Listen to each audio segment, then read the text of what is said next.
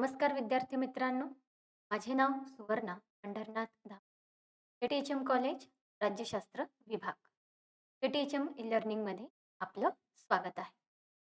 विद्यार्थ्यांनो, आजच्या व्याख्यानात आपण मानवी मूल्य आणि मानवी हक्क या विषयाअंतर्गत पहिलं प्रकरण मानवी मूल्य चा अभ्यास करणार आहोत.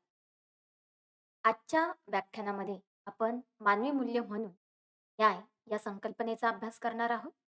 यामध्ये न्याय म्हणजे काय? त्याचा अर्थ, न्याय वितरणाचे आधार काय असावेत आणि न्यायाचं महत्त्व काय आहे? हे या निमित्ताने जाणून घेणार आहोत. सुरुवातीला आपण पूर्वसूत्र म्हणून मागील व्याख्यानामध्ये काय शिकलो ते जाणून घेऊ. मागील व्याख्यानात आपण समता या संकल्पनेचा अर्थ जाणून घेतला. समतेची आवश्यकता काय आहे? त्याच्यामध्ये न्यायस्थिती निर्माण करणं, इतरांचा आदर करणं, आत्मसन्मानासाठी प्रयत्न करणं आणि बंधुत्वाची भावना वाढीस लावणं या आवश्यकतेच्या अनुषंगाने समतेची भूमिका पाहिली. याशिवाय समतेचं स्वरूप हे कल्याणकारी असावं, साधनांवर आधारित असावं की कार्यक्षमतेच्या अनुषंगाने त्याची मांडणी केली जावी याचा देखील आपण अभ्यास केला होता.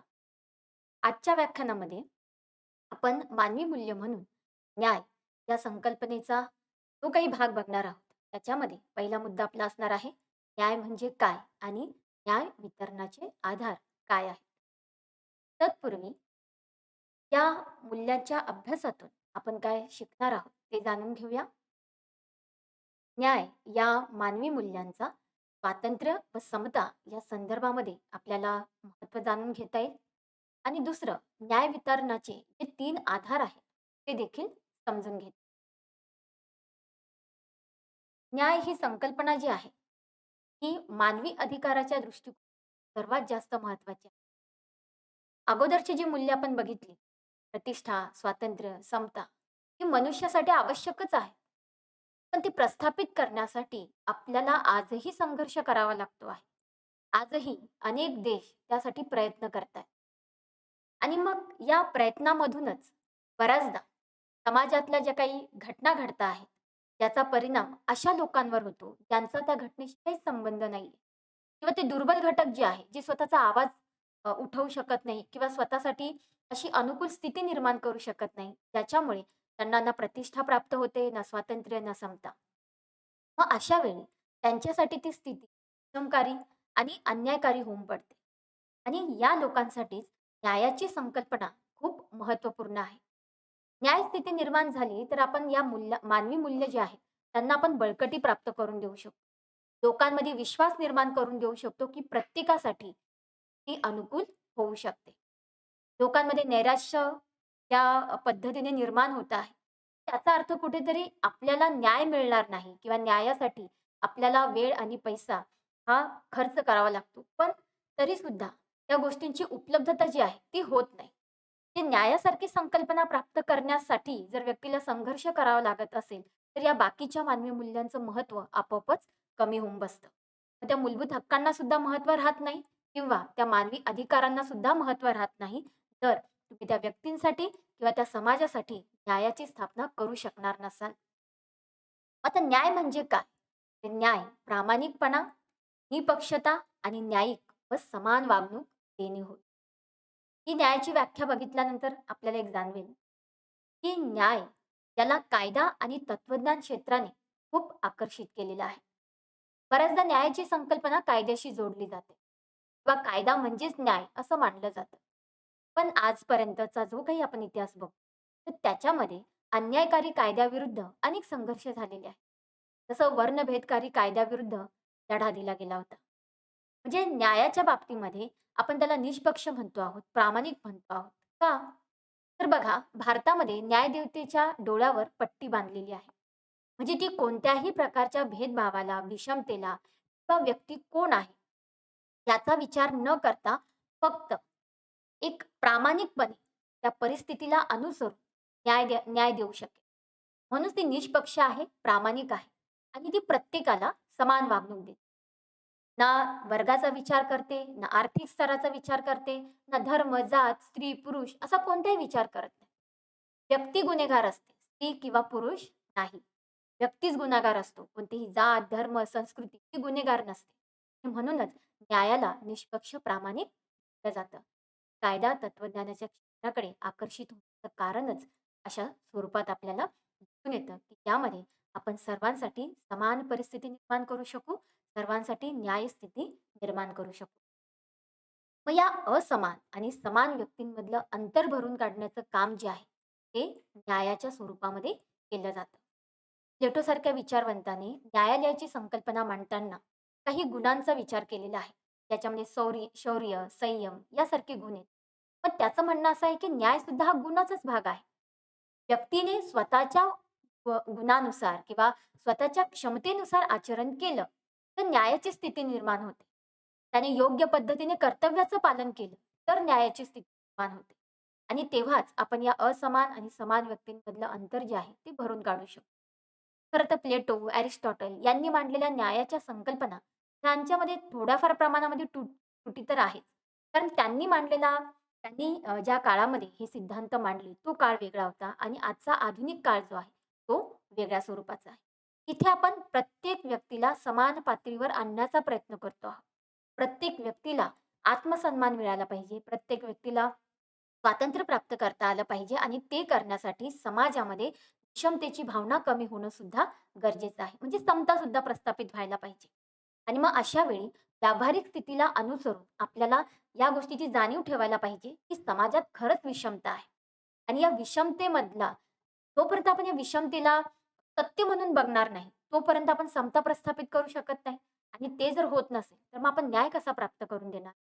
म्हणजे मुळात समता प्राप्त करून देणं म्हणजे त्या लोकांसाठी ती न्याय स्थिती निर्माण करणं किंवा त्यांच्यासाठी तो न्याय प्राप्त करून देण्यासारखंच आहे.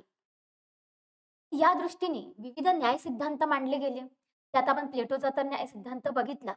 पण त्यासोबतच तसं रॉबर्ट नॉझिक जे आहेत, त्यांनी वैयक्तिक स्वातंत्र्याला महत्त्व दिलेलं आहे. त्याच्यानंतर जॉन रॉल्स आहेत, त्यांनी प्रक्रियात्मक न्याय आणि वितरणात्मक न्याय याला महत्त्व दिलेलं आहे. आणि त्यानंतर आपल्या देशामध्ये डॉक्टर बाबासाहेब आंबेडकर जे आहेत, त्यांची सुद्धा भूमिका ही न्यायाच्या दृष्टिकोनातून बघणं फार महत्त्वपूर्ण ठरणार आहे.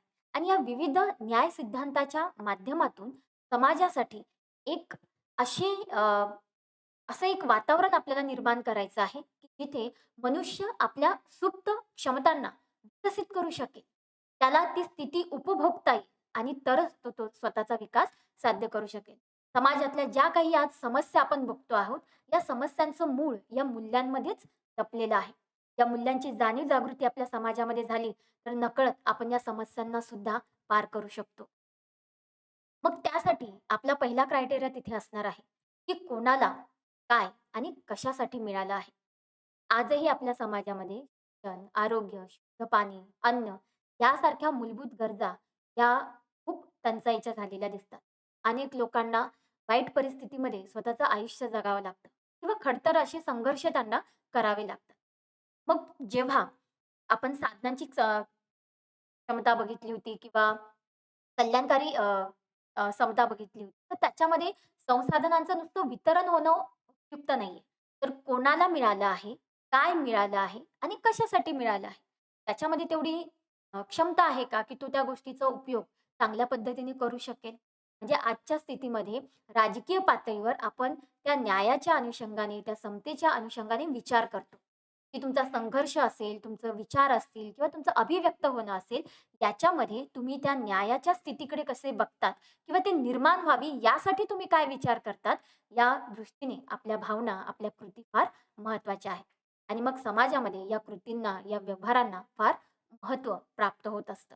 आणि मग त्या दृष्टीनेच आपल्याला ती न्यायस्थिती समजून घ्यावी लागते आणि त्याच्यामागची कारणं जी आहेत, ती शोधावी लागतात. आता जसं की मानवी मूल्य न्याय बघताना आपल्याला न्याय वितरणाचे आधार काय असतात? तर पहिला आधार असेल बक्षीस का खरं तर शिक्षा त्याच्यामध्ये अपेक्षित. त्यानंतर गुणवत्ता आणि तिसरं गरज. मग या दृष्टीने बघा, की जेव्हा या वितरणाचे आपण आधार बघतो, तर बक्षीस किंवा शिक्षा म्हणजे काय? तर एखादी व्यक्ती कशा पद्धतीने वागते आहे. ती जर चांगल्या पद्धतीने वागत असेल, गुणी स्वरूपात वागत असेल, तर तिला बक्षीस मिळेल. आणि जर ती चुकीच्या पद्धतीने वागत असेल, तर मात्र तिला शिक्षा प्राप्त होऊ शकते. ते समाजात वावरताना आपण जे म्हणतो, की चांगली वृत्ती ठेवली, तर तुमच्यासोबत चांगलं घडेल. पण तुम्ही चुकीच्या अहितकारी घटना केल्या, तर त्याचे परिणाम आपल्याला भोगावे लागू शकतात. शासकीय म्हणा, राजकीय म्हणा किंवा कायदेशीर स्वरूपामध्ये त्याची तोटे जे आहेत, ते आपल्याला सहन करावे लागू शकतात. त्यानंतर गुणवत्तेचा आधार बघितला, तर त्या अनुषंगाने ज्या व्यक्तीची जी पात्रता आहे, त्यानुसार, त्या गुणवत्तेनुसार तिला त्या साधनांची म्हणा किंवा त्या अ, जे काही उपलब्धता आहे किंवा जे काही विकासाचे जे काही वातावरण आहे, ते तिला प्राप्त होऊ शकतं. पण आता इथे त्रुटी अशी होते बघा, की एखाद्या विद्यार्थ्यांनी परीक्षा दिली, तो पास झाला. त्या गुणवत्ता आहे म्हणून तो पास झाला. पण एखादा विद्यार्थी अनुत्तीर्ण झाला, तर आपण असं समजायचं की त्याच्यामध्ये गुणवत्ता नाही. पण मुळात त्याच्यामागे तो परीक्षेला आला नसेल किंवा त्याने परीक्षा व्यवस्थित दिली नसेल, तर यामागची काही कौटुंबिक कारणं असू शकतात, सामाजिक स्थिती असू शकते किंवा अनेक इतर काही समस्या असू शकतात, की ज्याच्यामुळे तो व्यक्ती किंवा ती विद्यार्थी जो आहे, तो तिथे नापास झाला असेल. म्हणजे एखाद्याची गुणवत्ता त्याने प्राप्त केलं म्हणून ठरवायची आणि एखाद्याने ती प्राप्त केली नाही, म्हणून त्याला आपण त्याची लायकी नाही किंवा त्याची पात्रता नाही असं म्हणायचं का? आणि आपल्याला खरं पाहिलं तर सामाजिक विविधता इतकी आहे, की प्रत्येक गोष्टीमागचं कारण आपण इथे शोधू शकत नाही. पण नकळत ते कारण लक्षात घेणं मात्र फार गरजेचं आहे. अन्यथा त्या विद्यार्थीवर म्हणा किंवा त्या व्यक्तीवर अन्याय होऊ शकतो. जे कृती आणि प्रयत्न या दोन्हीही गोष्टी समाजामध्ये फार महत्त्वाच्या आहेत. उदाहरणार्थ बघा, की जे काबाड कष्ट करतात, असे जे कामगार आहेत, ते उन्हातान्हामध्ये दिवसभर कष्ट करून सुद्धा तेवढंच कमवतात, जेवढ्या त्यांचं पोटापाण्याचा प्रश्न सुटतो. जे त्यांच्या इतर ज्या गरजा आहेत, जसं असेल घर असेल, आरोग्य असेल, शिक्षण असेल, यासारख्या गरजा त्यांच्या पूर्ण सुद्धा होत नाही. आणि दुसऱ्या बाजूला जर एखादा क्रिकेटपटू असेल किंवा एखादा सेलिब्रिटी असेल, तो मात्र त्यांच्यापेक्षा जास्त कमवतो पण आणि लोकं त्याचं अनुकरण पण करतात. मग हा भेदभाव का? कारण कष्ट करणारे तर दोघंही आहेत. पण तरीसुद्धा समाजामध्ये दोघांकडेही बघण्याचा दृष्टिकोन किंवा दोघांकडेही असणारी सामाजिक स्थिती ही वेगवेगळ्या स्वरूपाची आहे. आणि म्हणूनच गरजेच्या अनुषंगाने जर आपण न्याय प्रस्थापित करायला गेलो, तर एका बाजूला ते महत्त्वाचं जरी असलं, तर त्याच्यामध्ये परत त्रुटी निर्माण होतात. उदाहरणार्थ, एखादी व्यक्ती सफाई कामगार आहे, पण त्याची त्याची एक मोठी फॅमिली आहे किंवा तो जॉइंट फॅमिलीमध्ये राहतो. मग त्यात आपण प्रशस्त घर द्यायचं. एखादी व्यक्ती डॉक्टर आहे, इंजिनिअर आहे, चांगलं कमावता आहे, पण त्याची फॅमिली छोटी आहे म्हणून त्याला छोटं घर द्यायचं. तर असे क्रायटेरिया आपण लावले, तर साहजिकच संघर्षाची परिस्थिती निर्माण होऊ शकते किंवा या गोष्टी वास्तवात उतरण्यासारख्या नाहीये. म्हणजे हे जे काही वितरणाचे आधार आपण इथे मांडलेले आहेत, हे खरंच परिस्थितीजन्य बदलणारे आहेत. सामाजिक स्थितीनुसार, विचारानुसार, आचरणानुसार बदलणारे आहेत. लोकांचा जो काही समज आहे, लोकांचा बघण्याचा जो काही दृष्टिकोन आहे, तो याच्यावर परिणाम करताना दिसून येतो. आणि त्याच्यामुळेच आपण खऱ्या अर्थाने बक्षीस, गुणवत्ता, गरज याच्या मागची कारणं शोधल्याशिवाय आपल्याला या गोष्टी साध्य करता येणं कठीण आहे. आणि मग त्या दृष्टीने बघितलं तर मग न्यायाचे परत 2 प्रकार इथे आपल्याला मांडता येऊ शकतात. त्याच्यामध्ये प्रक्रियात्मक न्याय आणि दुसरं म्हणजे सामाजिक न्याय. आता प्रक्रियात्मक न्याय म्हणजे काय? की तो व्यक्तीशी संबंधित आहे. व्यक्ती काय कृती करते, त्या कृतीशी तो संबंधित आहे. जे व्यक्तीने कृती केल्यानंतर तिच्या कृतींना ती स्वतःच जबाबदार असते. मग त्याचे जे काही परिणाम होतात, ते तिच्यासाठी न्याय स्थितीचे आहे. की मी चांगलं काम केलं, तर चांगलं होईल. चुकीचं कृत्य केलं, तर काहीतरी वाईट होईल किंवा मला शिक्षा होईल. तर हे माझ्या कृत्यांचे परिणाम आहे आणि हाच न्याय आहे. दुसरा भाग येतो सामाजिक न्यायाचा, जो समाजाशी संबंधित आहे. मग याच्यामध्ये समाजामध्ये जे दुर्बल घटक आहेत, त्यांना विकास साध्य करण्यासाठी परिस्थिती निर्माण करून देणं, त्याच्यामध्ये शासनाची किंवा राज्याची भूमिका महत्त्वाची आहे. म्हणजे उदाहरणार्थ, राज्याने जर दुर्बल घटकांसाठी शिक्षणाची सोय उपलब्ध करून दिली, तर राज्य त्या गोष्टीला अंमलबजावणीमध्ये आणेल. परंतु जर कोणी त्याच्यामध्ये हस्तक्षेप केला, अडथळा आणला, तर मात्र राज्य त्याला शिक्षा करू शकतो. तो अशा पद्धतीने न्यायाचे आधार किंवा त्याचे वितरणाचे आधार जे आहेत, ते वेगवेगळ्या स्वरूपामध्ये आपल्याला बघता येऊ शकतात. त्यानंतर मानवी मूल्य म्हणून न्यायाचं स्वरूप कसं असावं आणि त्यामध्ये डॉक्टर बाबासाहेब आंबेडकरांची भूमिका काय आहे, ते आपण थोडक्यात बघणार आहोत. सुरुवातीला आपण याची उद्दिष्ट बघूया. तर या मुद्द्यांच्या माध्यमातून आपल्याला असं शिकायला मिळेल, की न्याय या मानवी मूल्यांचं स्वरूप जाणून घेता येईल आणि दुसरं म्हणजे डॉक्टर बाबासाहेब आंबेडकर यांची भूमिका समजून घेता येईल, जी त्यांनी भारतीय संविधानाच्या स्वरूपामध्ये आपल्यासमोर मांडलेली आहे. मानवी मूल्यामध्ये न्याय जो आहे, तो परिपूर्ण स्वरूपात असला पाहिजे. हे न्याय साध्य करायचं म्हणजे काय? तर प्रत्येक क्षेत्रामध्ये असं नाही, की फक्त राजकीय न्याय साध्य करायचा आहे. तर म्हणजे आता जर संविधानाचा विषय काढला तर आपल्याला राजकीय न्याय प्राप्त झालेला आहे. आपण राजकीय स्वरूपामध्ये आपल्याला ते हक्क प्राप्त झालेले आहेत. पण त्याच्या माध्यमातून आर्थिक न्याय आणि सामाजिक न्याय सुद्धा साध्य होणं गरजेचं आहे. तेव्हा आपण त्या न्यायाला परिपूर्ण न्याय म्हणू किंवा तेव्हा आपण असं म्हणू शकतो, की खऱ्या अर्थाने न्याय साध्य झालेला आहे. आज भारताला स्वातंत्र्य मिळाल्यानंतर एवढ्या वर्षानंतर सुद्धा आजही स्वातंत्र्य, समता, मूलभूत अधिकार अशा अनेक गोष्टींसाठी आपण संघर्ष करतो आहोत. आपल्या देशातला बहुतांशी समाज आजही मूलभूत गरजांच्या अनुषंगाने संघर्ष करतो आहोत. आजही अनेक अशा समस्या आहेत, ज्या आपल्यासमोर कमी नाही झालेल्या, अजून आवासून उभ्या राहिलेल्या आहेत आणि त्याच्यामुळे त्या समाजावर, त्या दुर्बलांवर किंवा त्या व्यक्तींवर अन्याय होतो. मग हा परिपूर्ण न्याय साध्य करायचा असेल, तो सर्वांगीण स्वरूपाचा होणं गरजेचं आहे आणि त्याचे जे काही विविध पैलू आहेत, त्या सर्व पैलूंना लक्षात घेणं गरजेचं आहे आणि मानवी अधिकाराच्या दृष्टिकोनातूनच आपण जोपर्यंत समता प्रस्थापित करत नाही, समतेचं तत्व जोपर्यंत लागू करत नाही, तोपर्यंत न्यायाची स्थिती निर्माण होणं कठीण आहे. जसं की कायद्यासमोर समानता असेल, मूलभूत अधिकार हे प्रत्येक नागरिकांना मिळणं असेल, मग भलेही ती स्त्री असो किंवा पुरुष, कोणत्याही बाबतीमध्ये भेदभाव झाला, की नकळत आपण त्याला न्यायाच्या स्थितीमध्ये घेऊ शकत नाही. की जसं मगाशी स्त्री-पुरुष असं जर उदाहरण दिलं, तर बघा करियर चॉईस कोणाला असावा? आता दोघांनाही आहे. पण जर एखाद्या कुटुंबामध्ये म्हणजे गरीब घर असेल, त्या कुटुंबामध्ये मुलगा आहे, मुलगी आहे. तर अशा वेळी मुलाच्या शिक्षणासाठी, मुलाच्या करिअरसाठी जे प्रयत्न केले जातात, ते प्रयत्न मुलीसाठी केले जात नाहीत. ती तडजोड जी आहे, ती करायची असेल तर ती मुलींच्या बाबतीत केली जाते. ते करिअर ही तिच्यासाठी संधी असते, पण ती चालून आली तर संधी असते. त्या स्वतःहून त्याच्यामध्ये स्वतःची निर्णय क्षमता किंवा निवड वापरता येत नाही. मग अशा वेळी काय होतं, की याच्यामुळे आई-वडील वाईट आहे अशातला भाग नाही. पण आपला समाजच असा आहे, की जो मुलांच्या किंवा पुरुषांच्या दृष्टिकोनातनं थोडा झुकून विचार करतो आणि त्यामुळे स्त्रिया तिथे दुय्यम राखल्या जातात. अशीच स्थिती आपण भारतातल्या इतरही दुर्बल घटकांसाठी बघू शकतो. म्हणजे आज शिक्षण जो आहे, तो आपला जगण्याचा अधिकार झालेला आहे. पण तरीसुद्धा भारतामध्ये खरंच 100% साक्षरता झालेली आहे का? पहलसारखी योजना जी आहे, तिने सुद्धा हे सत्य समोर आलंय, की शासनाने एवढा कोट्यवधीचा खर्च करून सुद्धा बाह्य स्वरूपामध्ये शाळा, पुस्तकं इतकं सगळं अवेलेबल करून सुद्धा साक्षरता पाहिजे त्या प्रमाणामध्ये झालेली नाही किंवा मुलांचं जी गुणवत्ता आहे, त्या गुणवत्तेमध्ये कोणत्याही प्रकारचा वाढ वाढ झालेली नाहीये. ते मुलांना एज्युकेशनमध्ये ना आवड आहे, ना त्या दृष्टिकोनातनं ते तेवढे परिपूर्ण झालेले आहेत. मग इतक्या त्रुटी असताना आपण समता प्रस्थापित कशी काय करणार? आणि समता नसेल, तर आपण न्यायसुद्धा तिथे साध्य करू शकत नाही. जे जी काही स्थिती आपल्याला प्राप्त करायची आहे किंवा ज्या काही समस्या आपल्याला सोडवायच्या असतील, तर त्या जसं अमर्त्य सेन यांनी सांगितलं, तर कार्यक्षमतेच्या अनुषंगाने सोडवणं गरजेचं आहे. उपलब्ध करण्यासोबतच उपलब्ध झालेल्या गोष्टींचा वापर कार्यक्षमतेने होणं सुद्धा गरजेचं आहे. आणि मग याच्यामध्ये सदाचरण आणि नीतिमूल्यांचा अवलंब करणं अपेक्षित आहे. नीतिमूल्य ही समाजाच्या मानकानुसार ठरत असतात आणि या नीतिमूल्यांच्याच आधारावर समाजामध्ये प्रत्येकासाठी आपण एक सुयोग्य, शांतपूर्ण आणि चांगलं जिथे एकमेकांशी सगळे प्रेमाने राहतायत, आत्मनिष्ठेने वागतायत, प्रामाणिकपणे वागतायत. कोणीही एकमेकांशी खोटेपणा करत नाही किंवा कोणीही एकमेकांच्या हक्कांचं उल्लंघन करत नाही किंवा त्याला विषमतेने, द्वेषाने पाहत नाही, अशी स्थिती निर्माण होणं गरजेचं आहे. हे जोपर्यंत तळागाळापर्यंत समाजामध्ये रुजत नाही, तोपर्यंत न्यायाची स्थिती निर्माण होणं मुश्किल आहे.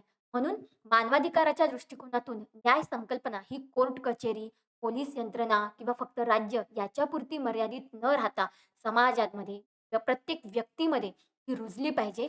तेव्हाच आपण मानवाधिकाराचा प्रसार करू शकतो, त्याचा प्रभाव वाढवू शकतो आणि समाजातल्या, जगातल्या या समस्यांसाठी स्थिती चांगली करू शकतो. त्याच्यानंतर न्यायाची स्थिती जी आहे, ती अधिकार साध्य करण्याच्या दृष्टिकोनातून गरजेचं आहे. आपले मूलभूत अधिकार असतील किंवा आपल्या विकासाच्या ज्या काही संधी आहेत, त्या जर आपल्याला प्राप्त करून द्यायच्या असतील, तर न्याय स्थिती निर्माण होणं गरजेचं आहे. प्रत्येकासाठी सुयोग्य स्थिती निर्माण झाली, तर प्रत्येक व्यक्ती आपल्या अधिकाराचा उपभोग घेऊ शकेल. आपल्या क्षमतांना वाव मिळवून देऊ शकेल आणि त्याच्या मूलभूत गरजांची पूर्तता झाली, तर त्याच्या अधिकारांची सुद्धा पूर्तता होणार आहे. पण जर त्या व्यक्तीला प्रत्येक गोष्टीसाठी संघर्ष करावा लागत असेल, छोट्यात-छोट्या म्हणजे कौटुंबिक जो काही आपला समज आहे, सामाजिक आपला जो काही समज आहे, या पातळीवर सुद्धा आपल्याला संघर्ष करावा लागतोय. जात, धर्म, वंश, वर्ण, लिंग यासारख्या गोष्टी आजही आपल्याला इफेक्ट करतायत. असं नाही की भारतीय समाजाचा हा प्रश्न आहे. जगाच्या पाठीवर महासत्ता असणारी अमेरिकासुद्धा वर्णभेद, वंशभेद यासारख्या दृष्टिकोनातनं संघर्ष तिथे होताना दिसतो आहे. अलीकडेच तुम्ही तालिबान राजवट जी अफगाणिस्तानमध्ये आलेली आहे आणि त्यामुळे त्या लोकांमध्ये जे काही भीतीचं वातावरण असेल, की भविष्याची एक चिंता निर्माण झालेली आहे. आम्ही जगायचं कसं? आमचा आता विकास कसा साध्य होईल? किंवा आमच्या भविष्याची काय स्थिती असेल? किंवा आमच्या पुढच्या पिढीचे प्रश्न कसे सॉर्ट आउट होतील? त्यांच्यापुढे जे काही अ, गोष्ट किंवा त्यांच्यापुढे जी काही स्थिती निर्माण झालेली आहे, त्या स्थितीला बघता आपल्याला कळतं, की आधुनिक काळामध्ये इतकं अ, लिखाण झालेलं असेल किंवा इतक्या संस्था निर्माण झालेल्या असतील किंवा इतके श्रेष्ठीजन जे आहेत, जे सांगतायत, की आपण कसं वागलं पाहिजे, आपण कसं आचरण केलं पाहिजे किंवा ही न्याय स्थिती निर्माण होण्यासाठी आपण काय अवलंब केला पाहिजे. तरीसुद्धा आज जगाच्या पाठीवर अशा समस्या आपल्याला दिसतायत, की ज्याच्यामध्ये एका बाजूला आपण म्हणतो, की शांतता ठेवायची आहे, व्यवस्था निर्माण करायची आणि दुसऱ्या बाजूला अण्वस्त्रांचा साठा वाढतो आहे, की आपण युद्धासाठी पण स्वतःला तयार करतो आहोत. म्हणजे एक प्रकारे समांतर रेषेमध्ये पाहिलं तर एका बाजूला शांतता, सहकार्याची भाषा करायची आणि दुसऱ्या बाजूला त्या दृष्टीने म्हणजे युद्धासाठी आपण संघर्षासाठी सुद्धा आपण तयार राहायचं. मग अशा परिस्थितीमध्ये न्यायपूर्ण वातावरण निर्माण होणार नाही आणि मग ती व्यक्ती अधिकार साध्य करू शकणार नाही. त्यामुळे एक प्राथमिक पातळी जर म्हटली, तर व्यक्तीला त्याची जाणीव असणं गरजेचं आहे. त्याच्यानंतर दुसरी पातळी, की कुटुंबापासूनच समाजाची सुरुवात होते. त्यामुळे आपल्या मुलांसाठी, आपल्या मुलींसाठी आपण त्यांच्यापुढे काय एक उदाहरणं निर्माण करतो आहोत किंवा त्यांना काय शिकवण देतो आहोत, हे जितकं महत्त्वाचं आहे, तितकंच समाजाचा व्यवहार सुद्धा या पुढच्या पिढीवर परिणाम करताना दिसतो. म्हणजे एक व्यक्ती, कुटुंब, समाज आणि त्याच्यानंतर देश पातळीवरचं जे काही आपलं वातावरण असेल, त्याच्यानुसार सुद्धा आपली न्याय परिस्थिती जी आहे, ती प्रभावित होत असते. तो अशा पद्धतीने अधिकार साध्य करण्याची जबाबदारी प्रत्येकाने स्वीकारली पाहिजे. तरच आपण या मूल्याला अवतरित करू शकू प्रामाणिकपणे. त्यामुळे न्याय हे सर्वोच्च मूल्य आहे. प्लेटोने सांगितल्याप्रमाणे न्याय सर्वोच्च मूल्य असण्याचं कारण, की समाजातल्या प्रत्येक व्यक्तीला अधिकार साध्य करायचा आहे. पण हा अधिकार साध्य करण्यासाठी ती सुस्थिती जी आहे, ती निर्माण होणं गरजेचं आहे. आणि ही सुस्थिती निर्माण झाल्यानंतर व्यक्तीला समाजामध्ये स्वतःचं कर्तव्य सुद्धा पालन करता आलं पाहिजे. हे अधिकारासोबत कर्तव्य यांची सांगड घातल्याशिवाय आपण ती निर्माण करू शकत नाही आणि त्यानंतर न्यायाचं हे जे मूल्य आहे, हे सुद्धा अवतरित करू शकत नाही.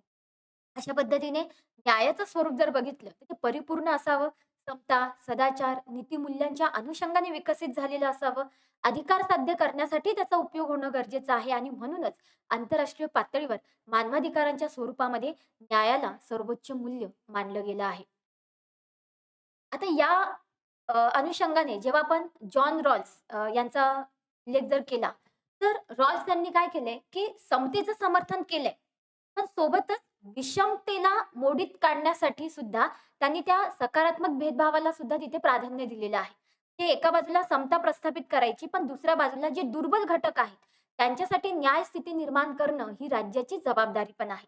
की त्यांनी अशा समाजाची अपेक्षा केलेली आहे, की तिथे समाज अनभिज्ञ असेल. कोणालाही कोणाची जात माहीत नसेल, धर्म माहीत नसेल किंवा कोणीही एकमेकांना आर्थिक, सामाजिक आणि सांस्कृतिक पातळीवर ओळखत नसेल. मग जर आपण एकमेकांना ओळखणार नाही, तर आपल्यामध्ये भेदभाव पण राहणार नाही. मग या समुदायामध्ये आपण इतरांना स्वातंत्र्य देऊ, त्यांच्या हक्कांना मान्य करू आणि दुर्बल घटकांसाठी 2 तिथे आपण स्थिती निर्माण करू शकतो. एक म्हणजे दुर्बल घटकांना जास्तीत जास्त लाभ मिळवून देऊ आणि दुसरं म्हणजे समतेला आपण तेव्हाच दूर सारायचं, जेव्हा या दुर्बल घटकांना आपल्याला समान संधी प्राप्त करून द्यायची आहे. मग भारतासारख्या देशामध्ये जिथे समाजामध्ये अक्षरशः पाळीमुळे जी आहेत, ती जाती व्यवस्थेने, धर्म व्यवस्थेने पोखरलेली आहे. त्यांचा एक प्रभाव जो आहे, तो मोठ्या प्रमाणात दिसून येतो. अशा समाजामध्ये समता, बंधुता, स्वातंत्र्य यासारख्या तत्त्वांचं समर्थन करणं फार गरजेचं होतं आणि त्यासाठी दूरदर्शी, सर्जनशील अशा विचारांची आपल्याला आवश्यकता होती. तर डॉक्टर बाबासाहेब आंबेडकर यांच्या रूपाने काळाने आपल्या भारतीयांची ही गरज पूर्ण केली. आंबेडकरांनी विषमता आणि लोकशाही याच्यावर सखोल चिंतन केलं आणि जगाला त्यांच्याकडे पाहण्याची नवीन दृष्टी दिली. भारतासारख्या जिथे जाती व्यवस्था इतकी खोलवर रुजलेली आहे, कठोर स्वरूपामध्ये आहे, तिथे समतेचं तत्त्व स्वीकारणं हे आपल्यासाठी आव्हानच होतं. आणि आंबेडकरांनी संविधानाच्या स्वरूपामध्ये आपल्याला न्याय व समता या दिशेने जाण्यासाठी एक मार्ग उपलब्ध करून दिला. आपल्या देशाच्या संविधानामध्ये अशा तरतुदी केल्या, ज्याच्या माध्यमातून आपली वाटचाल ही न्याय व समतेच्या मार्गदर्शनाखाली होऊ शकेल. पण हे करताना त्यांनी आणखीन एक गोष्ट सूचित केली, की समता प्रस्थापित करायची असेल, तर आपल्याला न्याय प्रस्थापित करायचा असेल, तर आपल्याला समतेपासून दूर जावं लागेल. म्हणजे समाजामध्ये जी काही भेदभावाची स्थिती आहे, त्याची पाळेमुळे आजही आपल्या समाजामध्ये रुजलेली आहे, ती नष्ट करायची असतील, तर आपल्याला ही सकारात्मक भेदभावाची संकल्पना जी आहे, ती स्वीकारावी लागेल. जे भारतीय समाजामध्ये आजही असा जो दुर्बल घटक आहे, की इतिहासामध्ये त्याच्यावर अनेक अन्याय अत्याचार झाले, त्याच्यामुळे तो आधुनिक काळामध्ये आपल्या बरोबरीने किंवा या समाजाच्या प्रवाहामध्ये सामील होऊ शकलेला नाही. मग अशा वेळी त्याच्यासाठी एक सुयोग्य स्थिती निर्माण होणं गरजेचं आहे आणि ही सुयोग्य स्थिती निर्माण करण्याचं काम संविधानाच्या स्वरूपामध्ये डॉक्टर बाबासाहेब आंबेडकरांनी करून दिलेलं आहे. म्हणजेच त्यांनी ही स्थिती निर्माण करताना त्यांना न्याय कसा मिळेल, त्यांच्यासाठी सोयी-सुविधा कशा उपलब्ध होऊ शकतात किंवा त्या माध्यमातून ती स्वतःच्या अधिकारांचा कसा वापर करू शकते. आता भारतीय संविधान जातीभेद मानायला किंवा धर्मभेद मानायला नकार देतो. की दुसऱ्या बाजूला बघा विधिमंडळ, प्रशासन किंवा ज्या आपल्या शैक्षणिक संस्था आहेत, त्या आरक्षणाच्या माध्यमातून त्या दुर्बल घटकांना सोयी उपलब्ध करून देतात. त्याच्या माध्यमातून मग अनुसूचित जाती, जमाती, स्त्रिया असतील किंवा दुर्बल घटक असतील, यांना त्याचा लाभ घेता येतो. मग इथे आपल्याला 3 तत्व दिसून येतात. एक म्हणजे पदं प्राप्त करणं किंवा साधनांची उपलब्धता करून देणं, याच्यासाठी आरक्षण नीती आपण स्वीकारलेली आहे. दुसरं अनुदान, शिक्षण, शिष्यवृत्ती, कर्ज किंवा आरोग्य सेवा या उपलब्ध करून देणं आणि तिसरं तत्व म्हणजे हे जे दुर्बल घटक आहेत, यांच्यावर अन्याय करणाऱ्या ज्या आपल्या सामाजिक आणि आर्थिक परंपरा आहेत, त्यांचं निर्मूलन करणं. आणि या संदर्भामध्ये पुन्हा डॉक्टर बाबासाहेब आंबेडकरांनी आणखीन एक गोष्ट सूचित केलेली आहे, की लोकशाही आणि सामाजिक विषमता एकत्रित राहू शकत नाही. मग आपल्याला लोकशाही टिकवायची असेल, तर आपल्याला सामाजिक विषमता मोडीत काढावी लागेल आणि ही आपण तेव्हाच करू शकतो, जेव्हा आपण ज्यांच्यावर हजारो वर्ष जे काही अन्याय अत्याचार झालेले लोकं आहेत, त्यांना समाजाच्या प्रवाहामध्ये आणण्यासाठी, त्यांना समान पातळीवर आणण्यासाठी आपण प्रयत्न करू. तेव्हा ना प्रत्येक भारतीयाचं ते कर्तव्य आहे, की त्याने या भारतीय समाजातल्या प्रत्येक व्यक्तीला तो आत्मसन्मान दिला पाहिजे. त्याला त्याच्या अधिकाराची पूर्तता करण्यासाठी मदत केली पाहिजे. ते आपण आपल्या कर्तव्याची भूमिका जितकी प्रभावीपणे राबवू, तितक्याच चांगल्या पद्धतीने ते त्यांच्या हक्कांचा उपभोग घेऊ शकतील, समान पातळीवर येऊ शकतील आणि पुढे जाऊन आपल्याला ही आरक्षणाची नीती जी आहे, ती सौम्य करता येऊ शकेल. अशा पद्धतीने न्यायाची स्थिती निर्माण करण्याच्या अनुषंगाने किंवा न्यायासारखं मूल्य जे आहे, ते प्रस्थापित करण्याच्या अनुषंगाने मानवी मूल्य याला खूप महत्त्वाचं असं स्थान देतं किंवा त्याची भूमिका मानवाधिकाराच्या प्रसारासाठी, त्याच्या प्रभावासाठी किंवा त्याला रुजवण्यासाठी खूप आवश्यक मानलं जातं. त्यानंतर आरक्षण जे आहे, त्या आरक्षणाच्या नीतीमध्ये म्हणजे आज भारतीय व्यवस्थेमध्ये आरक्षणाची नीती डॉक्टर बाबासाहेब आंबेडकर हे जेव्हा संविधान मसुदा समितीचे अध्यक्ष झाले, तर त्या दृष्टीने त्यांनी ही स्थिती निर्माण केली. म्हणजे एक सकारात्मक भेदभाव म्हणून ही स्थिती त्यांनी निर्माण केलेली आहे. आणि जसं त्यांनी सांगितलं, की लोकशाही आणि सामाजिक विषमता एकत्रित राहू शकत नाही आणि आपण लोकशाहीचा स्वीकार केला होता. त्यामुळे भारतीय समाज व्यवस्थेतल्या या सामाजिक विषमतेला आपल्याला निर्मूलन करायचं असेल किंवा त्याला आपल्या समाजातनं जर दूर सारायचं असेल, तर त्याच्यासाठी ही आरक्षणाची नीती अवलंबली गेली होती. आणि मग त्याचे ते 3 तत्व जे आपण बघितले, की पद आणि साधनांची उपलब्धता करून देण्यापासून समाजातल्या ज्या काही परंपरा आहेत, ज्यांच्यामुळे हा भेदभाव केला जातोय किंवा ही विषमता केली जाते, तर त्याचं आपल्याला समूळ निर्मूलन करणं आवश्यक होतं. मग आता आरक्षण हे तत्व आजतागायत आपल्या देशामध्ये लागू असल्याचं आपल्याला दिसून येतं. ते असावं की नसावं हा खरं तर वादाचा विषय आहे. त्याच्यावर एक वेगळी चर्चा होऊ शकते. पण मुळातच माझं इथे असं एक मत मांडणे, की आरक्षण आजही आपल्या समाजातल्या बऱ्याच लोकांना त्याची गरज आहे. आजही आपण ज्या समतेची अपेक्षा करतो आहोत किंवा ज्या स्वातंत्र्याची अपेक्षा करतो आहोत किंवा जी न्यायस्थिती निर्माण व्हावी याची आपण स्वप्न बघतो आहोत, ते अजूनही पूर्ण झालेले नाही. त्याच्यामुळे आरक्षणसारखी नीती याच्यामध्ये अ, एक बदल करणं कदाचित अपेक्षित असू शकेल इथे, परंतु ते काढून टाकणं हा त्यावरचा उपाय मात्र तिथे मांडता येणार नाही. तो अशा पद्धतीने मानवी मूल्य म्हणून न्याय आपल्यासाठी आजच्या स्थितीमध्ये सुद्धा खूप आवश्यक आहे. आज आपण जे काही शिकलो त्याचा आपण थोडक्यात आढावा घेऊया. जसं प्लेटोने सांगितलं, न्याय हे सर्वोच्च मूल्य आहे आणि ते प्रस्थापित करायचं असेल, तर व्यक्तीने हक्क राबवण्यासोबतच कर्तव्याची भूमिका सुद्धा तितकीच चांगल्या पद्धतीने राबवली पाहिजे आणि याच्यामध्ये मग एक राज्याची जी भूमिका आहे, ती खूप महत्त्वाची आहे. त्या हक्कांच्या आणि कर्तव्यांच्या अनुषंगाने ते त्यांच्यासाठी एक सुस्थिती निर्माण करू शकतात का? तितकं सक्षम वातावरण त्यांच्यासाठी निर्माण करून देऊ शकतील का? म्हणजे राज्यापुढे सुद्धा त्यांची ती भूमिका इथे बघणं गरजेचं आहे. त्यानंतर न्याय व्यक्तीने अधिकार आणि कर्तव्य पार पाडण्यासाठी आवश्यक स्थिती प्रदान करते. मग याच्यामध्ये जिथे आपण राज्याची भूमिका बघतो आहोत, तिथेच व्यक्तीने सुद्धा जागृत असणं गरजेचं आहे आणि त्याला सुद्धा मानवी अधिकाराची जाणीव होणं गरजेचं आहे. न्यायामध्ये कोणाला काय आणि का प्राप्त होते, हे सुद्धा बघणं गरजेचं आहे. मिळालेली संसाधनं, मिळालेले अधिकार किंवा मिळालेली संधी ही त्या व्यक्तीसाठी उपयुक्त आहे का? त्याच्या क्षमतेनुसार त्याला मिळालेली आहे का? या प्रश्नांची उत्तरं सुद्धा आपल्याला मिळवणं गरजेचं आहे. नुसतं उपलब्ध करून दिलं, ही आपली अचीव्हमेंट नाही. तर उपलब्ध झालेल्या वस्तूचा कसा फायदा झाला, ही आपली अचीव्हमेंट असणार आहे. अशा पद्धतीने न्याय संकल्पनेमध्ये समाज, व्यक्ती, राज्य, कायदे या सर्वांचीच भूमिका महत्त्वाची आहे आणि न्याय त्या संदर्भात आपल्याला केंद्रित असल्याचं दिसून येतं. आजच्या व्याख्यानामध्ये आपण जे शिकलो, तर त्यासाठी मी तुम्हाला एक रिव्हिजनसाठी स्वाध्याय देत आहे. पहिला स्वाध्याय आहे, की न्याय या मूल्याचे समाजातील महत्त्व विशद करा आणि दुसरं आपण पुढच्या सत्रामध्ये काय शिकणार आहोत त्याचा आढावा घेऊया. पुढच्या सत्रात आपण खालील मुद्द्यांचा आढावा घेऊया. एक म्हणजे मानवी मूल्याच्या स्वरूपात नीतितत्वे आणि नैतिकता समजून घेणार आहोत. नीतितत्वे आणि नैतिकता यांच्यामध्ये सूक्ष्म फरक आहे. तो फरक काय आहे? आणि यांची आपल्या समाजासाठी गरज काय आहे? आवश्यकता काय आहे? हे आपण बघणार आहोत. दुसरं म्हणजे विविधतेमध्ये एकता. समता बघताना आपण बघितलं की सामाजिक पातळीवर विषमता ही नाकारण्यासारखी नाहीये. ती वस्तुस्थिती आहे आणि या वस्तुस्थितीला स्वीकारून या विविधतेमध्ये आपल्याला एकता कशी प्रस्थापित करता येऊ शकते आणि त्याच्या माध्यमातून मानवी अधिकाराचा कसा आपण प्रभाव वाढवू शकतो किंवा लोकांमध्ये त्याच्याविषयी जाणीव निर्माण करू शकतो, हे आपल्याला बघता येईल. धन्यवाद.